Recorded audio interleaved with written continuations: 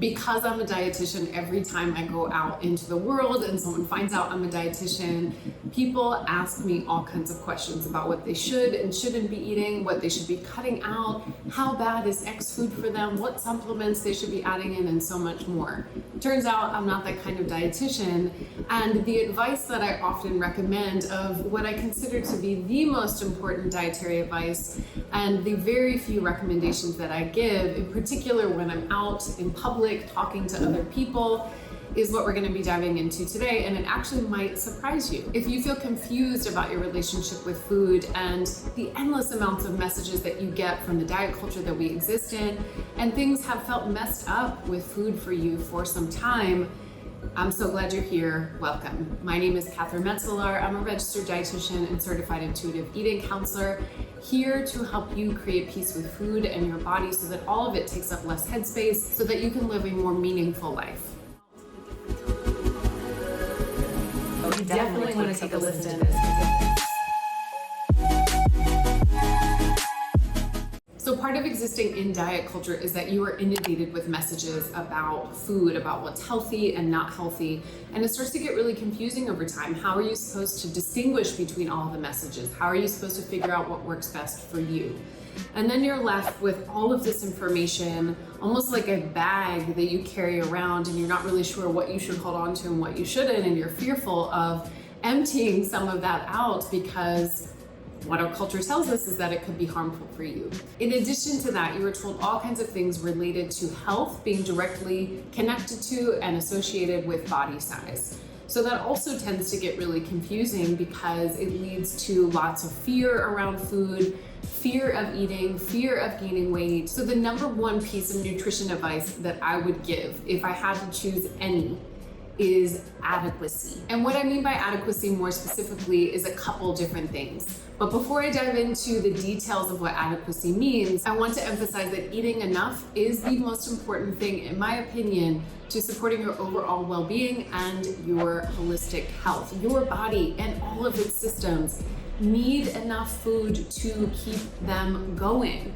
And we exist in a culture in which we're constantly told that eating less is the righteous thing and the good thing, and that creates so many problems. And so my number one tip is to make sure you're getting enough. So let's talk about some details as to how you can do that if you're like, yeah, adequacy, but how do I actually apply this in action? Let's start with one of my favorites, which is adequacy. Number one is related to getting enough macronutrients. And now this does not mean that you need to start macro counting or do any kind of dieting. This is to emphasize that macronutrients are nutrients. That's protein, fat, and carbohydrates. And that we really want to be focusing on making sure that we are getting enough of those three food groups. As we know, carbohydrates are often demonized right now in our culture. Historically, fat has been demonized, and so you might have and hold some fears around having enough macronutrients, but this is an essential part of making sure that you are getting enough food and not eating too many voluminous foods. I've talked about this in past videos.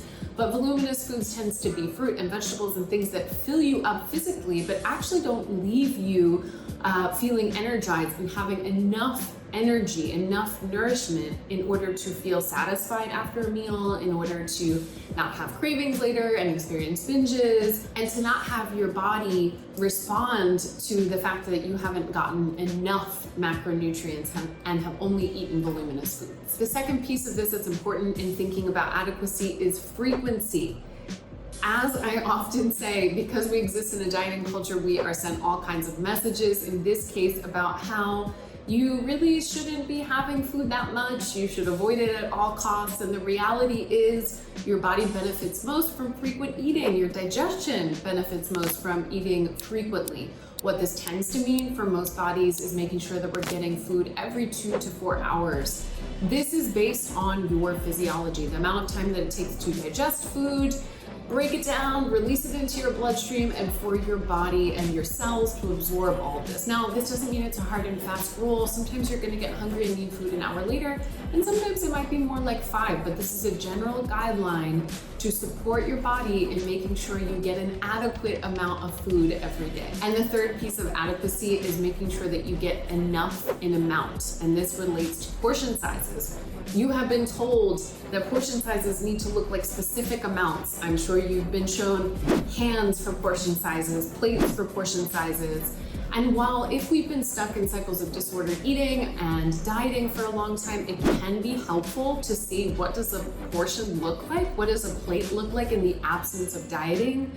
Beyond that, the reality is your portions will tend to vary each day. And I'm gonna go out on a limb and say that you likely are or have experienced restricting your portion sizes. How many times have you wanted more of that pasta and not gone for it? How many times have you wanted that second or third or fourth slice of pizza and chose not to because that's not the right portion size? We really want to be moving towards adequacy as it relates to getting enough. And what is enough for you is not going to be the same as what is enough for me. And enough is going to vary each day. Here's where a lot of nutrition advice that exists in our culture goes south. It focuses on the minutia of the day-to-day of what you're eating instead of zooming out and looking at the larger picture. We know that it is less about what someone is doing and eating and experiencing every day, rather what's happening over time.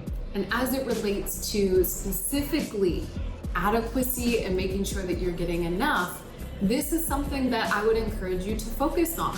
Are you getting enough macronutrients? Are you making sure to frequently eat? Are you eating enough in regards to portion sizes to fulfill your needs? Focusing on those three areas will help you get a sense of whether or not you're getting an adequate amount of food. And if this is feeling like, I don't know if this is exactly helpful nutrition advice after all, don't all the gurus and other people give advice around how you need to make sure you're getting enough micronutrients in the day, I want to encourage you to stop, take a deep breath, and think about this. In order of a hierarchy of the things that are most important to nourish a human body and to nourish your body, we first are focusing on enough, adequacy. Right underneath of that is making sure you're getting enough macronutrient groups. And right underneath of that is making sure you're getting enough micronutrient groups. And why does it go in this order? Because if you are not getting enough food and you are not getting enough macronutrient groups, it makes it increasingly difficult for your body to absorb all those micronutrients that you're getting.